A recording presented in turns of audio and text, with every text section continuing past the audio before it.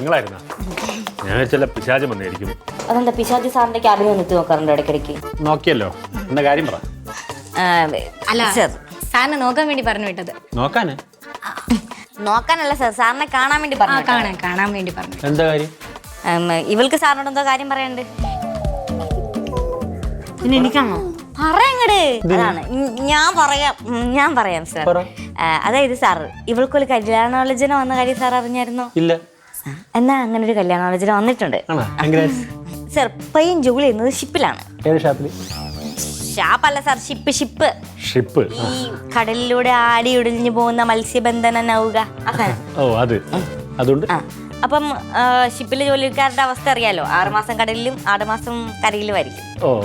അപ്പം ഫ്യൂച്ചറിലൊക്കെ ഇനിയിപ്പോ കടലിലും വെള്ളത്തിലും ജീവിക്കുന്ന ഒരു ജീവിയുടെ പേര് പറയാൻ ചോദിച്ചാൽ എന്തു പറയും നമ്മള്?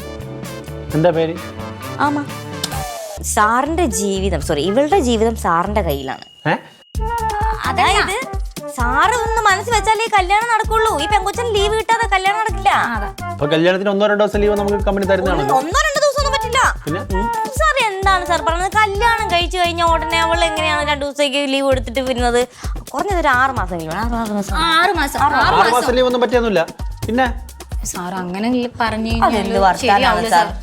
അങ്ങനെയെങ്കിൽ പിന്നെ കല്യാണം നടക്കത്തില്ല കേട്ടോ. കല്യാണം ക്യാൻസൽ ആയി പോകും. പിന്നെ സാറ് ജീവിതം കൊടുക്കണ്ട, സാർ ഒരാളെ കണ്ടുപിടിച്ചു കൊടുക്കും. അതുപോലെ ഈ വർഷം കല്യാണം നടന്നില്ലെങ്കിൽ എനിക്ക് 5 വർഷം കഴിഞ്ഞാലേ കെട്ടാനും പറ്റും. അതെ, എന്തോ മറ്റേ വെള്ളിയ ശനി എന്തോ ഉണ്ട് ജാതകത്തിൽ അല്ലേ? പ്രശ്നമാ. അപ്പം ഈ വർഷം തന്നെ കെട്ടണം.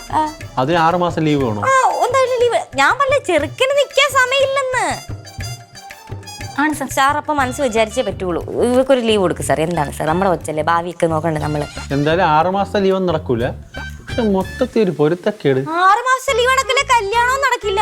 അവളുടെ കല്യാണം മുടങ്ങി പോട്ടെ. എന്നാ പിന്നെ സാറ് ഇവർക്കൊരു ചെറുക്കനെ കണ്ടുപിടിച്ചു കൊടുക്കും. ആടി, നീയൊക്കെ തരണ പണിയെല്ലാം കൂടെ ഏറ്റു വാങ്ങുന്ന പോലെ ഞാൻ നിനക്ക് ബ്രോക്കർ പണി കൂടെ ചെയ്തു തരാം.